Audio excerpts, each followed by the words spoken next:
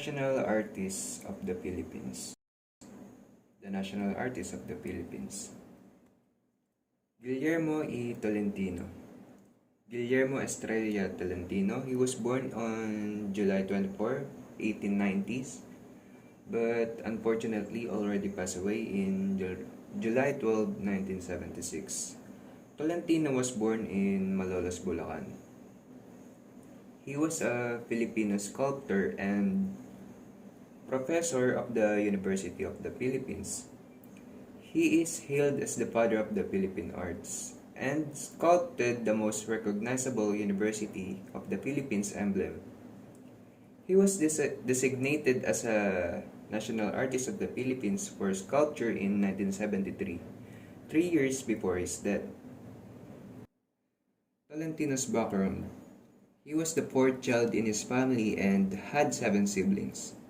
Before being interested in sculptures, he learned how to play the guitar, a skill which he inherited from his father. Tolentino graduated in 1915 with a degree in fine arts.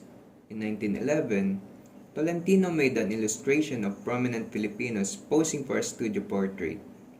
Among those included were national heroes, revolutionaries, and politicians. The illustration was lithographed and published in a weekly magazine called Liwayway under the name Grupo de Filipinos Ilustres and became popular among homes in the 20th century. Tolentino, a student at the university when he made the illustration, didn't earn any money from it but didn't seem to mind about it.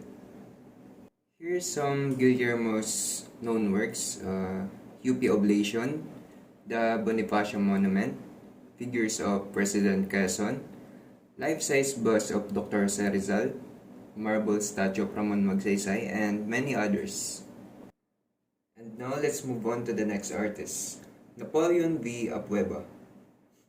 Napoleon Billy Veloso Apueba. He was born in January 26, 1930s, but recently passed away this February 16, 2018. He was known as the father of modern Philippine sculpture through Proclamation number 1539. He was proclaimed National Artist for Sculpture in 1976 when he was 46, making him the youngest recipient of the award to date. He was mentored by fellow National Artist for Sculpture Guillermo Tolentino. And here's Apueba's background. Billy Apueba, as he was fondly called, was born in Tagbiliran, Bohol. He assumed the name Napoleon at the age of 6. When as a student at the St. Joseph Academy in Tagbiliran, one of the nuns first called him Napoleon, after Napoleon Bonaparte. The name stuck, and ever since. Apueba referenced the quote from Napoleon: "If I weren't a conqueror, I would wish to be a sculptor." Apueba graduated in high school at the Rafael Palma College, now the University of Bohol, in 1949. Recognized as the father of modern Philippine sculpture, Apueba helped shape the local sculpture scene to what it is now. He used almost all kinds of materials for sculpture such as hardwood, adobe, metal, stainless steel, cement, marble, bronze, iron, alabaster, coral, and brass. He was the first Filipino artist to mount a one-man exhibit at the Philippine Center in New York in 1980s.